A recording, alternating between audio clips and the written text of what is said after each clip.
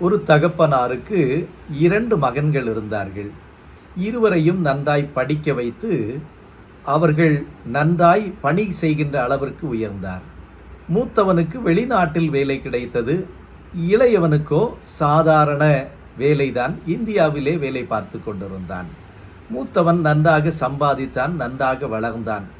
மூத்தவனுக்கு ஒரு ஆசை, ஊரிலே ஒரு இல்லம் கட்ட வேண்டும் என்று சொல்லி தன்னுடைய தம்பியை அழைத்து, உன்னுடைய விருப்பத்தின்படி அழகானதொரு இல்லம் கட்டு என்று சொன்னார்.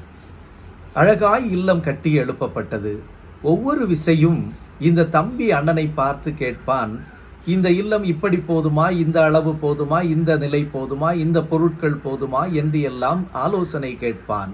அப்பொழுது எல்லாம் அந்த அண்ணனிடத்திலிருந்து ஒரே ஒரு பதில்தான் வரும், உன்னுடைய விருப்பத்திற்கு செய், சிறப்பாய் செய். உன்னுடைய விருப்பத்திற்கு செய், சிறப்பாய் செய் என்பதுதான் அவருடைய பதிலாக இருந்தது. இல்லம் கட்டி எழுப்பப்பட்டது.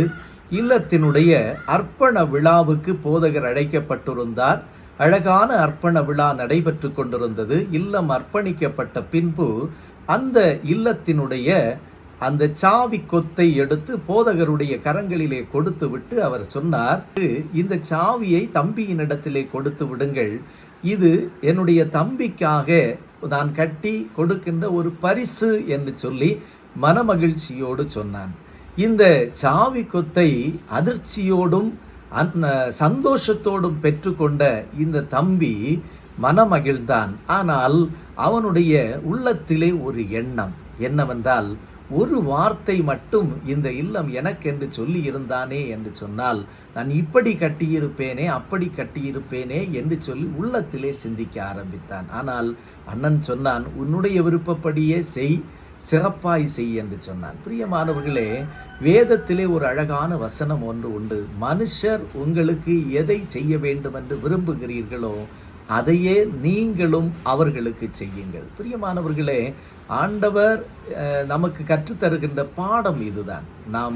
நமக்கு மற்றவர்கள் என்ன செய்ய வேண்டும் என்று நாம் விரும்புகிறோமோ, ஆசிக்கிறோமோ, நாம் வேண்டுகிறோமோ, அதை நாம் மற்றவர்களுக்கு செய்வோமே என்று சொன்னால் ஆண்டவருடைய திட்டத்தையும் சித்தத்தையும் நிறைவேற்றுகிறவர்களாயிருப்போம்.